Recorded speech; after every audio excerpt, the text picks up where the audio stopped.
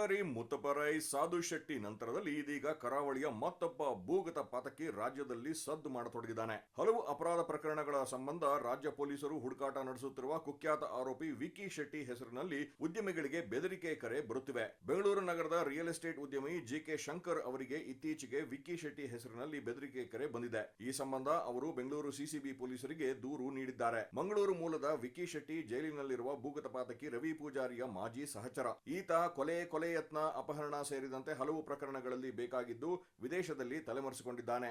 ಸಿಸಿಬಿಗೆ ಸಲ್ಲಿಕೆಯಾಗಿರುವ ದೂರಿನ ಪ್ರಕಾರ ಕೆಲವು ದಿನಗಳ ಹಿಂದೆ ಶಂಕರ್ ಅವರಿಗೆ ಮೊದಲ ಬಾರಿ ಕರೆ ಮಾಡಿರುವ ವ್ಯಕ್ತಿ ತಾನು ವಿಕಿ ಶೆಟ್ಟಿ ಎಂದು ಹೇಳಿಕೊಂಡಿದ್ದ. ಅಲ್ಲದೆ ತನಗೆ ಕೋಟ್ಯಾಂತರ ರೂಪಾಯಿ ಹಣ ನೀಡಬೇಕು, ಇಲ್ಲವಾದರೆ ನಿಮ್ಮ ಮಗನ ಮದುವೆ ಸಮಾರಂಭದ ಸಂದರ್ಭದಲ್ಲಿಯೇ ನಿಮ್ಮನ್ನ ಹತ್ಯೆ ಮಾಡುತ್ತೇನೆ ಎಂದು ಬೆದರಿಕೆ ಹಾಕಿದ್ದಾನೆ ಎಂದು ಉಲ್ಲೇಖಿಸಲಾಗಿದೆ.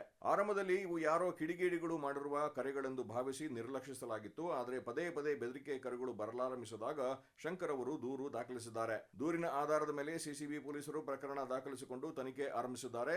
ಪ್ರಾಥಮಿಕ ತನಿಖೆಯಲ್ಲಿ ಶಂಕರ್ ಅವರ ಮೊಬೈಲ್ ಫೋನ್ಗೆ ಇಂಟರ್ನೆಟ್ ಆಧಾರಿತ ಕರೆಗಳ ಮೂಲಕ ಬೆದರಿಕೆ ಹಾಕಿರುವುದು ಬೆಳಕಿಗೆ ಬಂದಿದೆ. ಸದ್ಯ ಆ ಕರೆಗಳ ಮೂಲವನ್ನು ಪತ್ತೆ ಹಚ್ಚುವ ಕೆಲಸ ಮಾಡಲಾಗುತ್ತಿದೆ ಎಂದು ಪೊಲೀಸರು ತಿಳಿಸಿದ್ದಾರೆ.